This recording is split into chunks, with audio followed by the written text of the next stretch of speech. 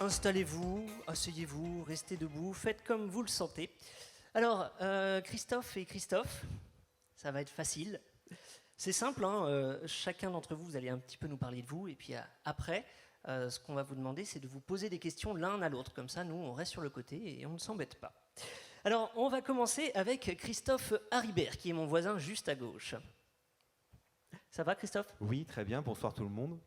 Bonsoir, Christophe. Alors, ce que je te propose, comme l'a dit Stéphanie, c'est que tu es le chef des Terrasses, qui est un resto 2 étoiles auquel je n'ai pas encore eu l'occasion d'aller. Dommage. Oui, Échec. Échec, j'imagine bien. Énorme échec. J'imagine bien comme peut-être tous les gens qui y sont déjà allés et peut-être tous les gens qui y sont allés et qui y auraient mal mangé. J'espère que ça n'est pas arrivé. Sur ce, Christophe, je vais arrêter de déblatérer et j'ai juste une question très simple à te poser. Pourquoi est-ce que tu es là ce soir ? Parce que je suis le fruit d'un échec en fait. J'ai commencé par un échec scolaire. Donc j'étais pas très très bon mais mauvais. Et du coup ma résilience est née là. Dans le bureau d'un proviseur, j'ai fait un choix d'orientation qui est la cuisine. Mon père était cuisinier. Et pour éviter, je pense, la baffe, voire plus, à la sortie du bureau, j'ai glissé comme ça que j'allais devenir cuisinier. C'est un hasard en fait. Ça, c'est mon premier gros échec. Ensuite, l'échec pour moi au quotidien, il est naturel, il est normal, il est important, il est obligatoire. Il me permet de progresser, de comprendre ce que je fais. Je ne réussis aucune recette du premier coup, je ne sais pas faire. J'ai besoin de refaire, de recommencer. Et de ça est née une expérience importante de mon travail. Et ça me permet de progresser au quotidien, de me remettre en question et d'être bien à travers ce que je fais. D'accord, alors tu nous parles de recettes, tu as besoin d'échouer dans tes recettes. Est-ce qu'il y a une recette avec laquelle tu as particulièrement échoué ? Ah oui, le foie gras aux fraises. J'ai passé une année à essayer d'accorder le foie gras aux fraises et je n'y arrivais pas. Ça a été très très compliqué, je me suis beaucoup cassé la gueule. J'ai essayé des sauces, j'ai essayé plein de garnitures différentes et je ne suis pas arrivé à le mettre au point correctement. Et ça a duré une année. D'accord, pendant une année, tu as échoué sur le foie gras aux fraises. Je me suis trompé, je n'y arrivais pas. D'accord, et maintenant, le foie gras aux fraises ? C'est un des plats les plus plébiscités du restaurant aujourd'hui. J'ai trouvé en fait l'association miel, anthésite, vinaigre. Du coup, je ne suis pas allé très très loin, je suis allé à Voiron chercher de l'anthésite, tout le monde connaît l'anthésite. Et quand j'ai su trouver cette sauce-là, en fait, l'harmonie est née vraiment entre la fraise et le foie gras. J'arrivais pas à associer la fraise et le foie gras, en fait. Je trouvais pas la passerelle, je trouvais pas l'acidité qui allait rendre le foie gras moins gras, qui allait rendre la fraise moins sucrée. Et le tout vraiment allait fonctionner ensemble. Quand j'ai trouvé la sauce, miel, anthésite, vinaigre de Banyuls, là j'ai vraiment trouvé quelque chose de magique. D'accord. Donc là, dans ce que tu me dis, on est vraiment à chaque fois sur tes recettes dans de la recherche, de l'expérimentation. La question que j'ai envie de te poser, c'est jusqu'où tu la pousses, cette expérimentation, dans le sens où à quel moment tu acceptes de faire goûter un plat et de le diffuser dans ton restaurant ? Assez rapidement, j'accepte de me mettre en échec en fait. Assez rapidement, j'essaye de faire goûter un plat parce que j'ai besoin de le voir vivre. J'ai besoin de le voir respirer, j'ai besoin de le voir traverser le temps, monter en salle, le libérer en fait. C'est une forme de libération. Quand le plat, je le libère, je l'envoie à des clients et voilà, j'ai un retour. Alors je le fais sur des clients que je connais très bien dans un premier temps, des clients qui viennent régulièrement, en les prévenant que je suis en train de travailler. Du coup, ils ont déjà comme ça une idée. Ils ne sont pas trop méchants sur le retour. Même si j'attends ça, même si c'est ce que j'attends qu'ils me disent vraiment comment ils ont perçu leur retour, leur plat. Et du coup, voilà, je l'envoie et donc ça commence forcément par un échec puisqu'il n'est pas au point, mais j'ai besoin de le voir vivre. D'accord, et justement, est-ce que tu as un exemple d'un moment où tu as été face à des clients mécontents d'un plat ? J'ai un exemple d'un ami en fait, plutôt c'est un ami qui avait fait un repas il y a une dizaine d'années, quand j'ai repris les rênes du restaurant des Terrasses. C'est un ami très important pour moi et il n'avait pas fait un repas exceptionnel et il a mis un peu de temps à me le dire. Il a mis quelques semaines en me disant j'ai quelque chose à te dire mais ça m'ennuie. Et un jour il est arrivé, il m'a dit voilà, j'ai mal mangé, ce que tu fais c'est pas à la hauteur de ce que de ton rang ou de ce que tu as envie de faire ou de là où tu as envie d'aller. Et du coup ça a été une sacrée baffe pour moi mais très intéressante, puisqu'elle m'a permis de re-rentrer dans mon travail, de me remettre en question. J'avais délaissé certaines choses, j'étais allé un peu trop loin dans dans mon travail. Et du coup, ça a été salvateur. D'accord. Et pour le coup, pour le public, quel plat tu ne conseillerais pas dans ta carte? Aucun. Je les aime tous. Quand on me demande souvent est-ce que vous avez un plat préféré, je ne peux pas répondre à cette question. C'est impossible pour moi. J'ai pour tous une attention particulière, un moment particulier, une émotion particulière. Je les aime tous.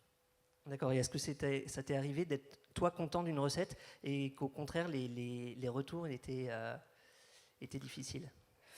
En fait, souvent, c'est le contraire. Souvent, quand une recette est au point, souvent, elle est plébiscitée par tous les clients. Souvent, à la fin du repas, quand je croise tous les gens, c'est toujours le dernier plat qu'on a mis au point. Et c'est ce qui me pousse justement à chercher, à créer, à être tout le temps en mouvement. C'est d'essayer de mettre au point des recettes et toujours dépasser ce que je sais faire. Ça, c'est très important pour moi. Et du coup, à chaque fois qu'il y a un nouveau plat, les gens le plébiscitent. Ils me disent ah ouais, ça, c'était vraiment bien. Le pigeon, l'olive. En ce moment, c'est un pigeon à l'olive, olive verte, olive noire avec du chou-fleur. Et c'est le dernier plat qu'on a mis au point la semaine dernière. Et il y a vraiment une émotion forte autour de ce plat. D'accord, donc ça veut dire qu'on va consommer de plus en plus de pigeons? Non, pas spécialement. Il y a plein d'autres plats à la carte. Mais en ce moment, en tout cas, voilà, c'est le plat. La semaine dernière, cette semaine, il va y avoir un nouveau plat. Demain, je vais aller au marché, je vais trouver de nouveaux légumes et je vais accepter de me planter toute l'après-midi demain, de chercher, de réfléchir, de goûter. Et puis voilà, s'il y en a un qui éventuellement me plaît, je l'enverrai à des clients pour avoir les premiers retours. D'accord. Merci Christophe. Merci. Passons donc à notre deuxième Christophe. Alors Christophe, tu as été présenté comme un charcutier d'exception. Qu'est-ce que ça veut dire un charcutier d'exception? Bonjour à tous.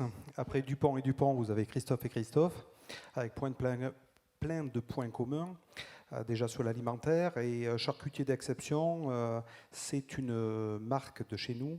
En fait, moi je suis comme Christophe, c'est le premier point commun qui nous relie.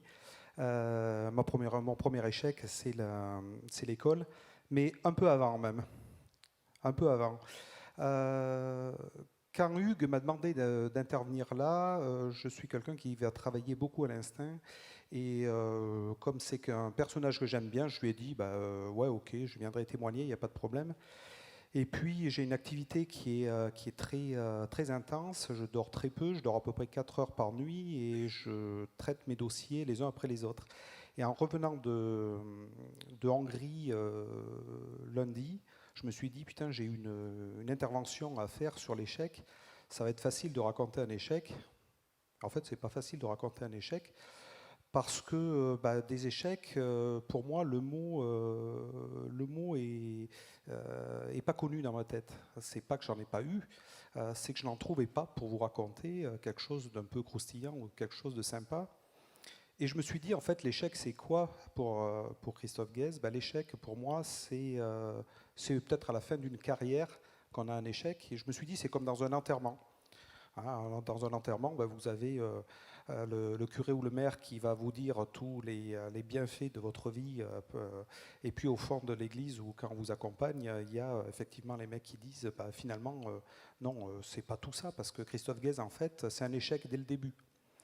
Un échec dès le début, et tu vois, avant toi, Christophe, puisque moi j'ai été un échec à la naissance, puisque mes parents attendaient une fille. Donc, premier échec, c'était un garçon. Deuxième échec, effectivement, à l'école, puisque là, à l'école aussi, au fond de mon enterrement, les mecs vont pouvoir dire c'était quand même pas une vedette au niveau de l'école, puisqu'effectivement, je suis parti en troisième. Enfin, quand je dis je suis parti, non, on m'a aidé, on m'a foutu dehors en troisième, avec 4 copains qui étaient... Enfin, 3, on était 3, on l'a bien cherché. 3, il y en a un qui est dans la salle, qui a fait la même école que moi, qui peut témoigner. J'ai laissé des grands souvenirs à mes profs. Fin de troisième, on s'est fait foutre dehors, carrément. Hein. À l'époque, c'était le BEPC. Et ces 3, finalement, est-ce que c'est un échec? Puisque les 3, on n'a pas trouvé de travail. On est chef d'entreprise aujourd'hui. À tous les 3, on a créé plus de 450 emplois. Donc je ne sais pas si vraiment c'est un échec sur ça.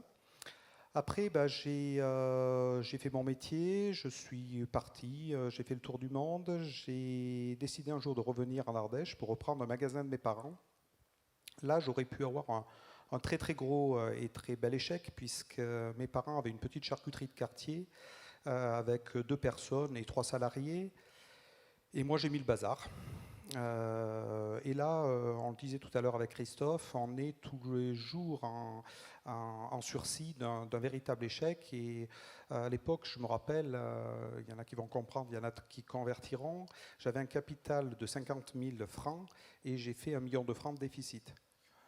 Donc là, ça peut être effectivement, on est très proche de l'échec quand même là, hein, sur ça. Donc très proche de l'échec, mais j'ai appelé mon banquier, parce qu'il faut toujours appeler son banquier avant qu'il vous appelle. Et il m'a dit, il faudrait quand même qu'on se voit. Je lui ai dit, oui, premier échec. Et il me dit, quand? Je lui ai dit, quand vous voulez. Et demi-heure après, il était dans mon bureau. Donc il est venu, il a regardé les stocks et ce qu'il allait pouvoir me saisir certainement par rapport à ça. Et quand il est venu, qu'il a visité l'usine, il a vu que c'était quelque chose de plutôt sympa et bien rempli. Et puis il a vu des techniciens qui étaient en train de régler une machine et il me dit, mais c'est quoi cette machine? Je lui dis, écoutez, cette machine, c'est pour éviter l'échec. C'est une machine qu'il va falloir que vous me payiez. En fait, il n'était pas tout à fait venu pour ça. Il est devenu, je vous avoue, relativement transparent, c'était même plus blanc. Et il m'a quand même financé cette machine, puisque l'idée, c'était d'emballer et de trancher des produits régionaux, puisqu'on ne se rappelle pas, mais les produits que vous trouvez aujourd'hui dans les magasins, que ce soit du jambon ou tout ça, ça n'a pas été inventé au Moyen-Âge, ça a été inventé dans les années 90. Avant, on allait chez son charcutier faire couper des tranches de jambon.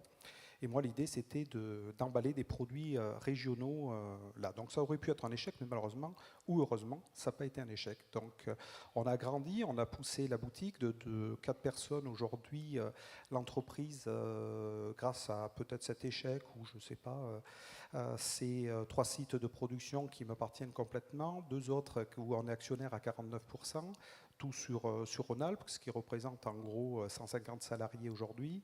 Une usine qu'on est en train de remonter avec un gros échec aussi que je pensais au Laos, d'une usine de 200 personnes.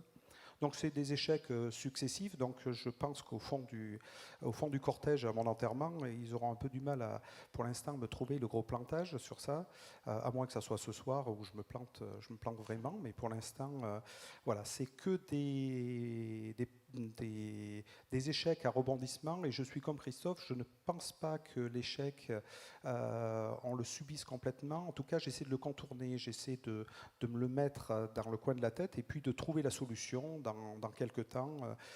C'est comme je disais tout à l'heure, quand on cherche quelque chose, qu'on ne le trouve pas, il y a un moment, quand vous arrêtez et puis que vous cherchez autre chose, vous retrouvez la première chose. Donc voilà un petit peu mon expérience au niveau de la société.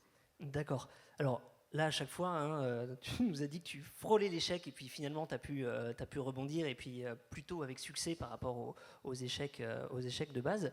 Par contre, en fait, le moment où tu es vraiment dedans, en termes d'état d'esprit, je pense que, comme tu me dis, le moment où tu as dû appeler ton banquier, par exemple, comment tu te sens à ces moments-là? Parce que je pense que tu n'as pas tout de suite en vision le fait que tu vas rebondir et pouvoir avancer.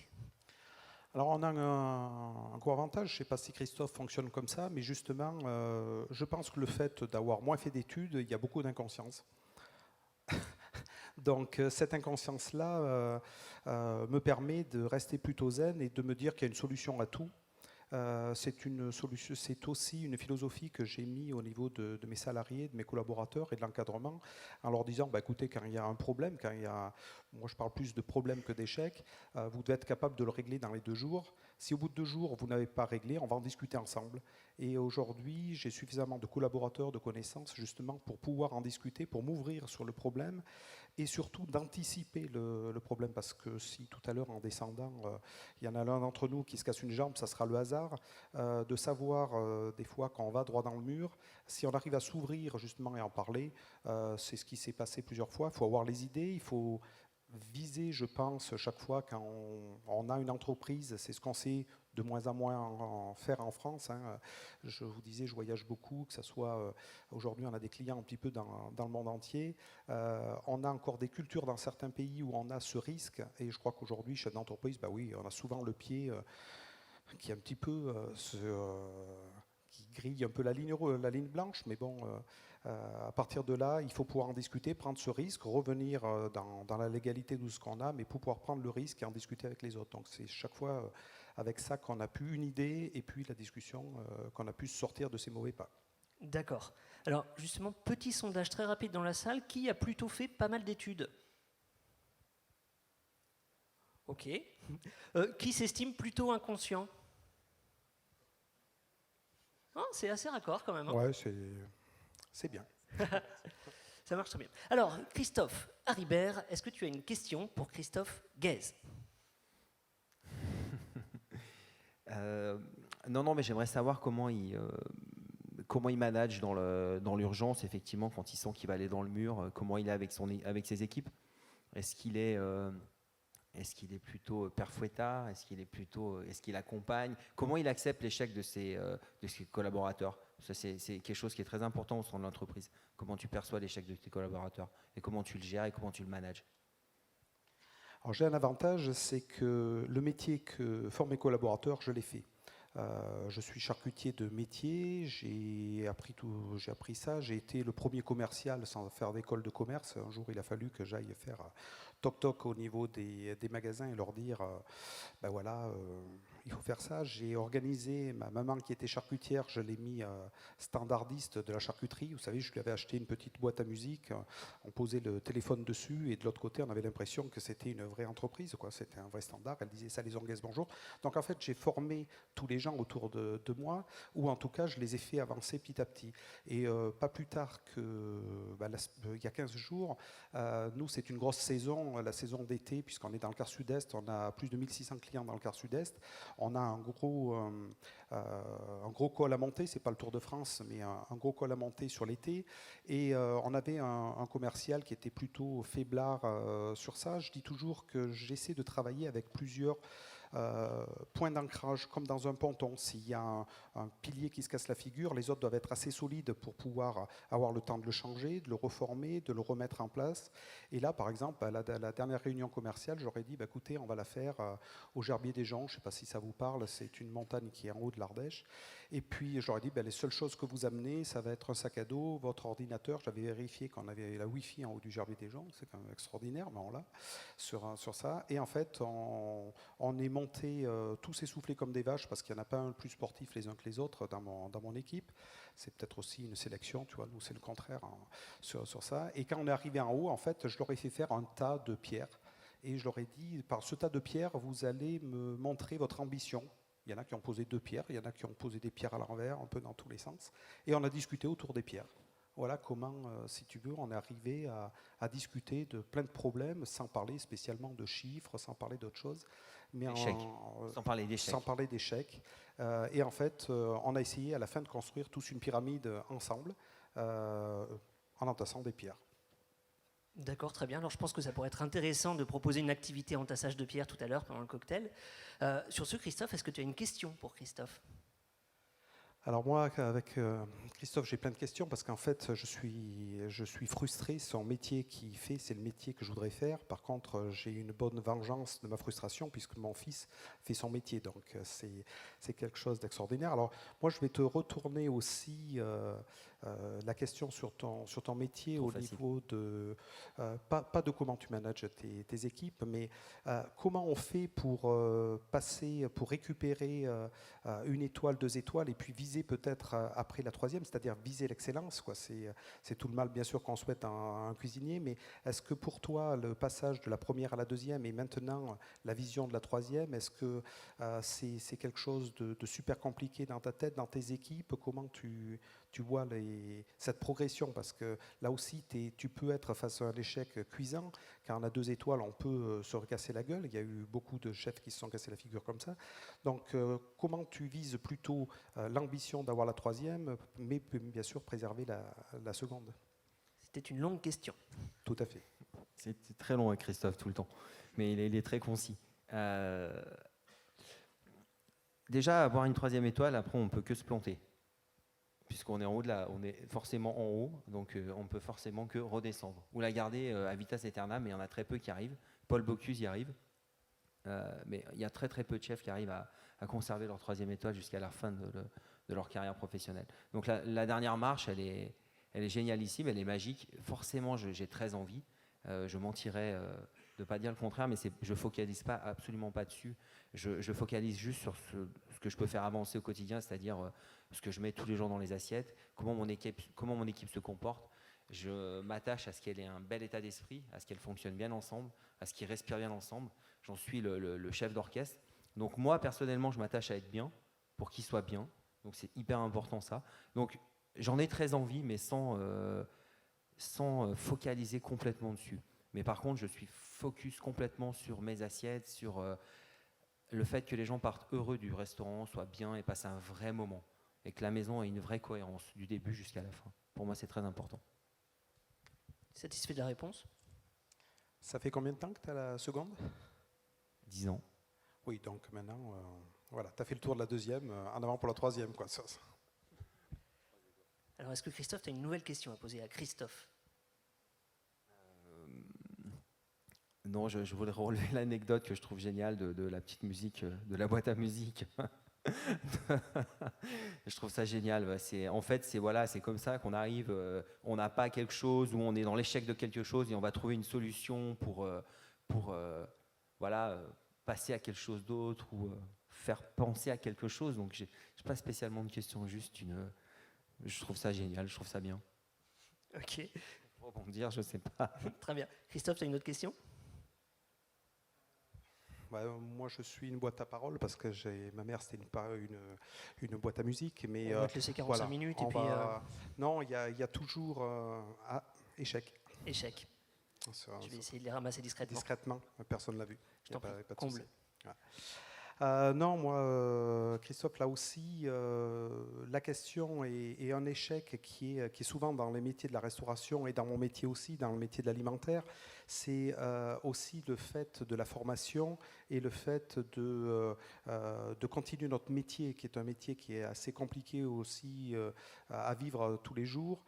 Comment tu évites un peu l'échec au niveau est-ce que tu arrives encore à avoir des apprentis, des jeunes qui te rejoignent et surtout qui durent, parce que les écoles de cuisine avec tout ce qu'on voit aujourd'hui à la télé, forcément on en a plein, tout le monde veut devenir cuisinier quand on a vu un Top Chef ou quoi que ce soit, mais vivre ton métier au quotidien, c'est quand même une autre paire de manches. Donc est-ce que toi tu as beaucoup d'échecs dans les jeunes que tu formes? J'ai beaucoup d'échecs, ouais. J'ai beaucoup d'échecs, mais en fait, j'ai pour l'habitude de leur dire que c'est eux qui vont me choisir et pas moi qui vais les choisir. Parce qu'à partir du moment où moi j'ai montré un chemin sur lequel on peut marcher, je vais les accompagner, les aider, les aimer, les engueuler, pour qu'on avance ensemble. Mais c'est souvent eux qui font le choix, vraiment de rester avec nous et de s'investir avec nous.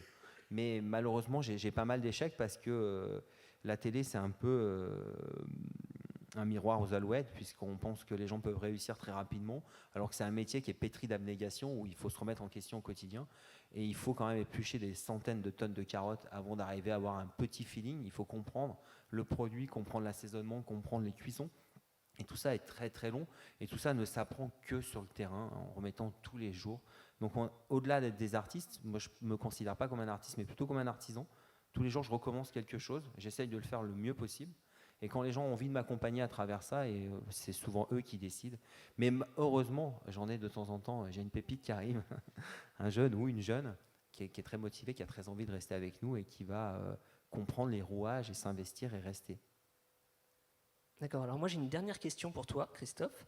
Quand tu nous as parlé justement de ton premier échec qui était un échec scolaire, tu nous as dit que tu es allé vers la cuisine un peu par défaut. Maintenant, si tu devais tout arrêter, vers quoi tu aurais envie de te lancer? Non. Instituteur. Non, mais ça restera toujours autour de la convivialité avec les gens. Je me suis aperçu que j'aimais profondément les gens, ce métier. Je me suis dirigé vers ça, en fait. C'était un choix social, hein. C'était pour exister socialement. Je suis devenu cuisinier pour exister socialement, pour pouvoir toucher les gens, avoir un rapport avec les gens. Donc je resterai autour de ça, forcément. Très bien, merci. Alors, il est temps de passer aux choses sérieuses. Je ne dis pas que ce n'était pas sérieux ce que vous avez dit, hein, bien évidemment. Cher public, il va falloir voter maintenant entre les deux Christophe pour élire le meilleur perdant. Alors, c'est pas évident, surtout qu'ils ont un parcours un petit peu similaire au niveau des études. Vous pouvez choisir le critère que vous voulez. Est-ce que leur histoire vous a plus touché? Est-ce qu'elle vous semble être un plus gros échec que l'autre? Est-ce que vous préférez la manière dont ils ont parlé? Le critère que vous voulez, mais ce qu'on va vous demander là maintenant, c'est de désigner le meilleur perdant parmi eux deux. À chaque duel, hein, vous allez désigner à chaque fois le meilleur perdant. Alors là, c'était une interview croisée. Pour les 2 autres duels, il y aura d'autres types d'interventions. Hein, je ne vous dis pas tout de suite ce que ce sera, vous le découvrirez tout à l'heure. Mais voilà, donc si vous voulez voter pour Christophe Guèze, eh ben, ce que je vous invite à faire, c'est à mettre les mains par là. C'est simple, c'est de son côté. Si vous voulez voter pour Christophe Haribert, je vous invite à mettre les mains par là. Et on va voir qui est le meilleur perdant. Alors, si tout le monde vote des 2 côtés, on va être un peu embêté. Je vais vous demander de faire un choix. On a fait l'unanimité, c'est rare. Alors, je ne vois pas tout le monde voter. Alors, est-ce que je peux garder que les mains de ce côté, s'il vous plaît? Ok, que les mains de ce côté-là. Qu'est-ce que t'en penses, Ludo? Je dirais que c'est serré. Je crois que c'est serré. C'est Christophe qui a gagné. Est-ce que l'organisation nous autorise à valider une égalité? Stéphanie, c'est ok? Ok, bah ça sera une égalité entre les 2 Christophe. Bravo à Merci. vous. Bravo, messieurs.